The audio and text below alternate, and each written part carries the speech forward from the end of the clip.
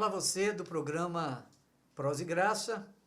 Gostaria de agradecer a sua audiência e também a participação de todos os amados irmãos. Eu gostaria também de mandar um alô aí para as irmãs da SAF, os irmãos da UPH, que está impossibilitado de estar conosco no templo, mas está em suas casas orando e sempre ouvindo e participando conosco aqui desse programa que é maravilhoso. É agradecer também a audiência de todos vocês, tá bom? Muito obrigado.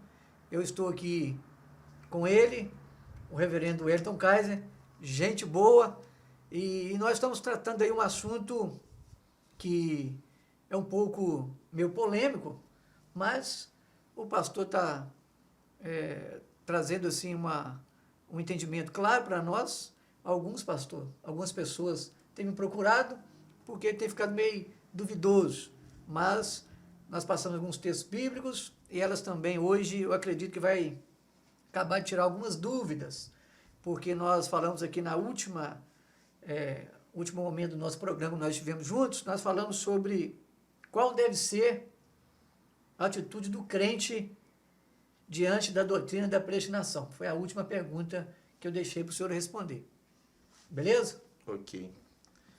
Então, pessoal, muito bom estar mais uma vez aí com vocês. Muito obrigado por todos que têm nos dado o apoio, né, para podermos aqui fazer esse trabalho.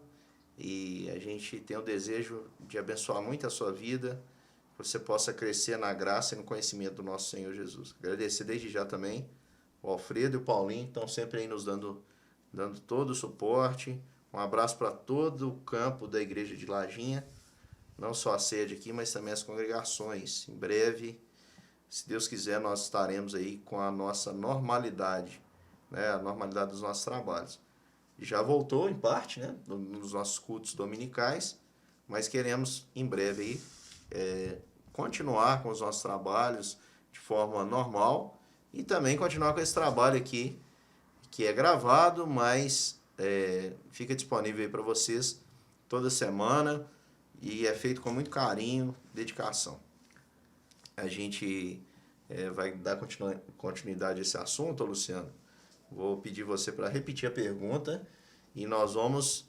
Eu quero hoje, queridos irmãos, poder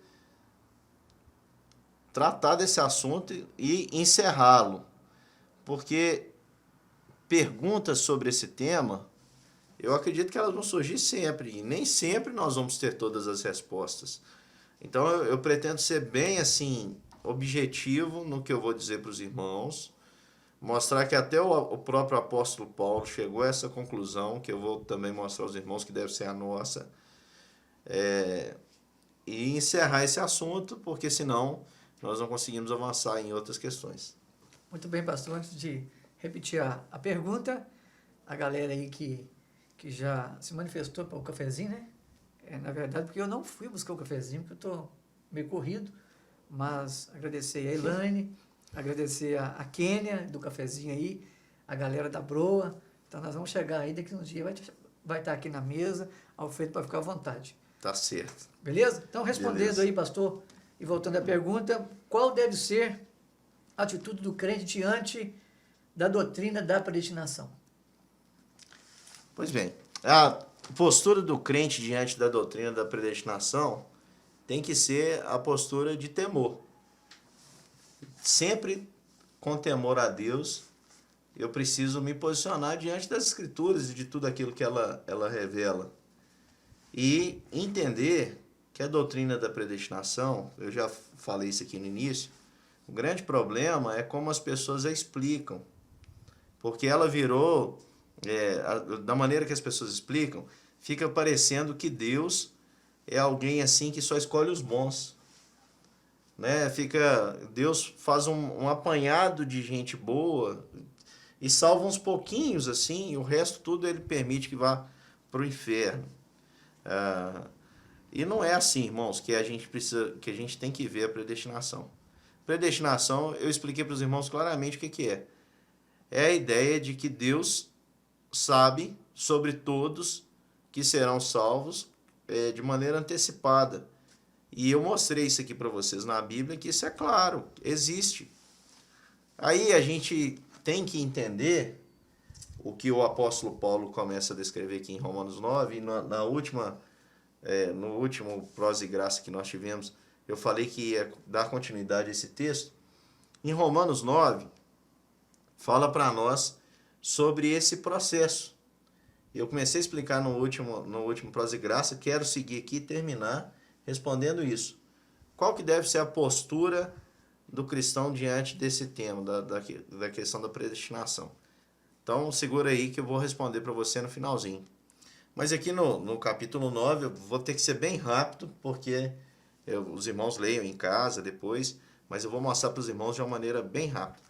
O apóstolo Paulo, no capítulo 9, ele fala que ele mesmo desejaria ser separado de Deus, por amor de seus irmãos israelitas. Porque deles vieram as promessas, as leis, e eles não foram capazes de ver Cristo como Messias. E aí o apóstolo Paulo começa esse assunto e as pessoas pegam isso para poder e fazer uma aplicação errada. Por exemplo, eu já vi gente pregando que então todo o judeu vai para o inferno. Não é isso que o apóstolo Paulo está dizendo. O apóstolo Paulo está escrevendo este capítulo para mostrar que Deus não usa critérios humanos. Por exemplo, aqui diz, no versículo explicando sobre esse assunto, aqui no capítulo 9, versículo de número 10, fala que eles, e não ela somente, mas também Rebeca, ao conceber de um só Isaque, e aí o versículo 11 diz, ainda não eram gêmeos nascidos, nem tinham praticado bem ou mal, para que o propósito de Deus quanto à eleição prevalecesse, não por obras, mas por aquele que chama, já fora dito, o mais velho será servo do mais moço, como está escrito, amei a Jacó, porém me aborreci de Esaú. Aqui não é um texto que está falando sobre a questão da salvação. Aí tem muita gente que pega esse texto e transforma todo o contexto que nós temos em um contexto que não reflete o caráter do nosso Deus. Por exemplo, quando aqui diz que Isaque era o filho da promessa, não quer dizer que Ismael era o filho da desgraça. Ismael não foi abençoado também? Qual era a promessa que Deus tinha em Isaque? Revelar nele o Cristo. Dele viria o Cristo. Portanto, não tem hora nenhuma na Bíblia diz que Ismael foi para o inferno. Nem foi para o céu. Mas as pessoas interpretam dessa forma. Interpretam também que Esaú foi para o inferno. Onde isso está na Bíblia? Não fala. Fala que o projeto de Deus quanto à eleição não segue os planos humanos. Deus escolheu um camarada frouxo, desculpa a expressão. Humanamente falando, Esaú era muito mais homem do que Jacó. Caçador, parecia ser alguém forte, um caçador exímio, um homem que alegrava o seu pai, e Jacó era um homem, né, de trocas, de barganhas e tudo mais. Mas Deus escolheu Jacó. E aí o texto continua dizendo, que diremos, pois, a injustiça da parte de Deus? De modo nenhum. Porque ele mesmo diz a Moisés. E aí, irmãos, tem que entrar na cabeça de cada um dos queridos que estão me ouvindo, que Deus faz todas as coisas conforme o conselho da sua própria vontade. Ah, mas isso não parece ser justo. Olha, eu não estou no lugar de Deus para poder fazer juízo quanto a ele. Né? Eu julgo na minha limitação humana. Aqui ele diz no versículo 15, terei misericórdia de quem me aprover ter misericórdia, e compadecer-me-ei de quem me aprover ter compaixão. Aí o apóstolo Paulo diz assim, pois, não depende de quem quer ou de quem corre, mas de usar Deus a sua misericórdia. Aí o versículo 17 diz, porque a Escritura diz a Faraó, para isso mesmo te levantei, para mostrar em ti o meu poder e para que meu nome seja anunciado por toda a terra. Logo, ele tem misericórdia de quem quer e também endurece a quem lhe apraz. Ele foi Deus quem endureceu o coração de Faraó. A gente pensa nesse contexto da eleição. Por que Deus não chamou um povo mais fácil? Foi chamar o povo de Israel, que estava lá, escravizado no Egito. Por que ele não chamou uma nação pronta como Faraó? Porque Deus não segue os critérios humanos. Eu e você escolhemos o melhor. Deus escolhe as coisas loucas desse mundo. E é nisso que deve nos alegrar nessa questão da predestinação. Não é porque você foi selecionado porque você foi melhor, ou porque você é melhor. Você foi selecionado, meu irmão, porque você é uma coisa louca desse mundo.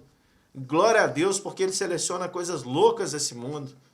A maioria delas para salvar, algumas serão condenadas. Você quer falar algo? Eu vou ler um versículo aqui, pastor. O senhor já até citou ele, falou sobre o temor. Aí dentro da colocação do senhor, nós vamos aí conversando, aí diz assim, ninguém pode vir a mim se o Pai que me enviou não trouxer. Eu ressuscitarei no último dia. Exatamente. Ninguém vai até Jesus se o Pai não levar. Não depende de quem quer ou de quem corre, mas é de Deus usar a sua misericórdia. Aí o senhor disse, cortando um pouquinho o senhor aí, por exemplo, alguns têm me perguntado assim, mas então se eu sou um eleito, eu posso fazer o que eu quiser? Porque está dentro dessa pergunta, como deve ser a atitude do cristão diante da doutrina da predestinação. Então eu posso fazer de tudo, porque eu sou um eleito e pronto, acabou. Aí qual é a resposta que o senhor daria para essa pessoa? Olha, se é uma pessoa... O senhor diz no início, né, com temor, para apresentar. Se alguém conheceu Jesus de verdade, essa pessoa não é mais o mesmo. A Bíblia diz que ela é uma nova criatura. As coisas velhas se passaram e tudo se fez novo.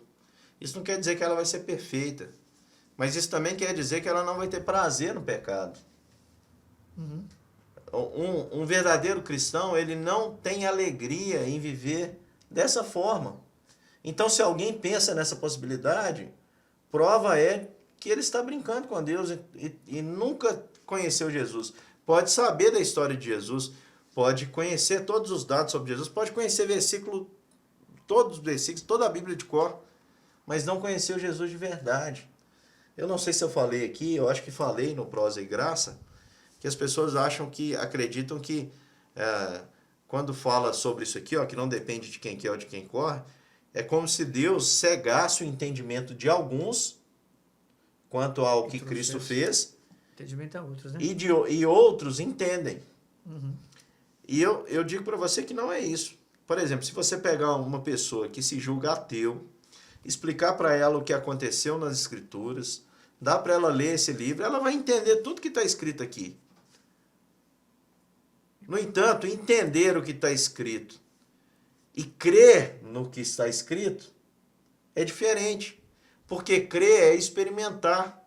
Eu nunca vi Jesus, mas eu creio em Jesus. Eu creio de modo que é como se eu tivesse andado e vivido com ele como se fosse um dos seus discípulos.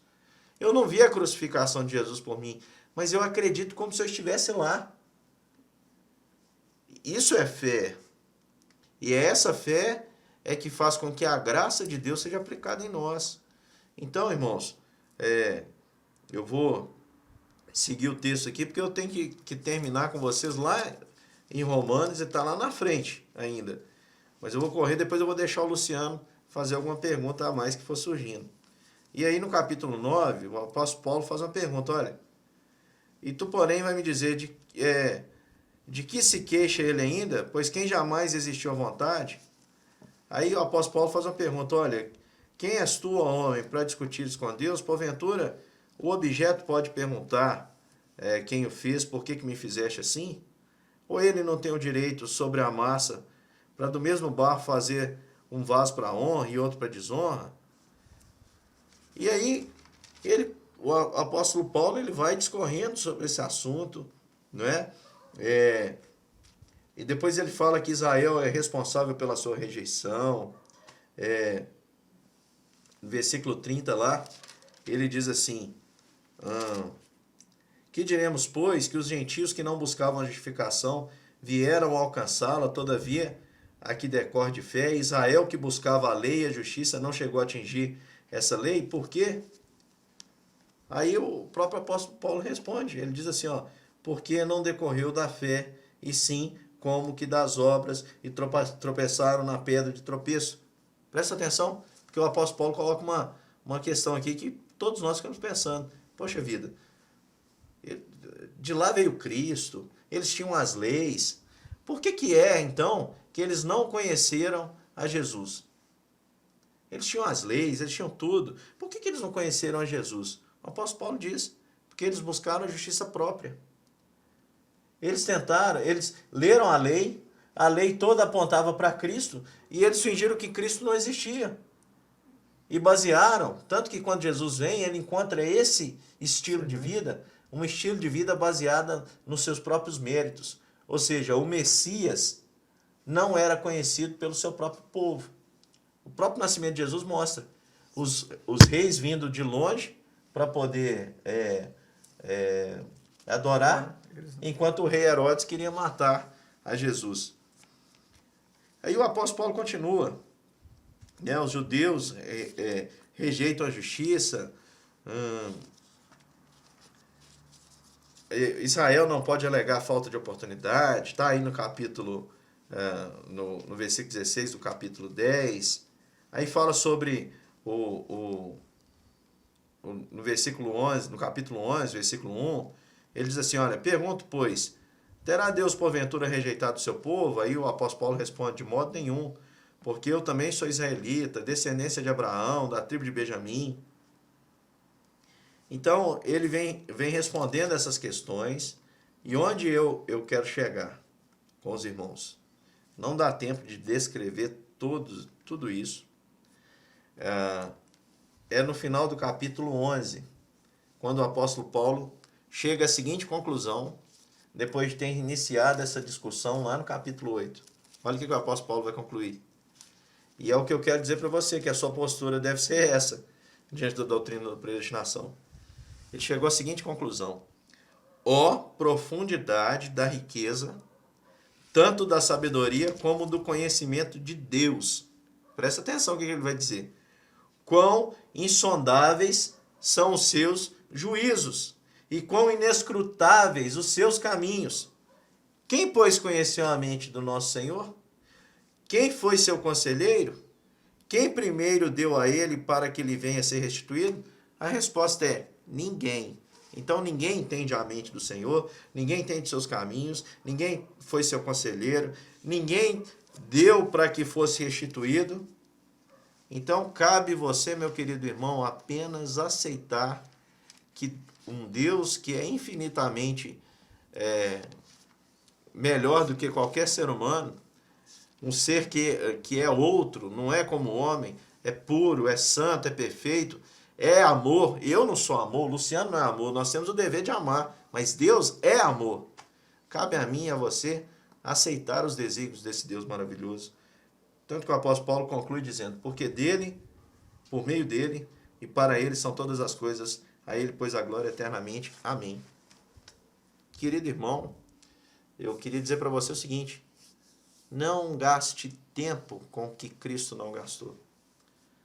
Esses temas, eles muitas vezes tomam tanto tempo, criam tantas divisões na igreja. Eu conheço igrejas que se separaram por causa de temas assim, de doutrinas assim. Eu não estou dizendo que a doutrina da predestinação não é algo bíblico, é bíblico. Eu acredito, está nas escrituras, está revelada. O que eu sei sobre isso e o que você sabe é simplesmente o que está revelado. Que Deus, pela sua infinita misericórdia e graça, escolheu muitos para a salvação. E que outros não querem de maneira nenhuma ser salvo, experimentar a vida eterna. São pessoas que deliberadamente resolveram viver em oposição ao bem, a todo bem. Então eu louvo a Deus porque, por sua infinita graça e misericórdia, eu estou dentro desse grupo aí que Ele escolheu. Eu não mereço. Ainda bem que, como eu expliquei aqui, os critérios de escolha de Deus não seguem os nossos. Lá no céu você vai ter tanta surpresa, meu querido irmão. Muita gente vindo de todas as nações, de vários reinos. Você vai encontrar com eles no céu. E eles vão até perguntar para Jesus assim, olha, o senhor está falando aí que nós te demos de comer, de beber, quando foi isso? Eles não vão se identificar, né, com aquilo ali que Jesus está dizendo e vai dizer, olha, quando vocês agiram assim para com um dos pequeninos. E vai ter muita gente lá chegando e dizendo: Senhor, o Senhor não está conhecendo a gente não, no teu nome pregamos, inclusive a predestinação, expulsamos demônios, no teu nome fizemos milagres. E Jesus vai dizer: apartai-vos de mim, porque eu nunca vos conheci. Queridos, é uma doutrina que exige de você temor, mas não significa que você tem que ter medo. Entenda o seguinte: se você é alguém que busca se relacionar com Deus, isso é evidência clara de que você é um eleito.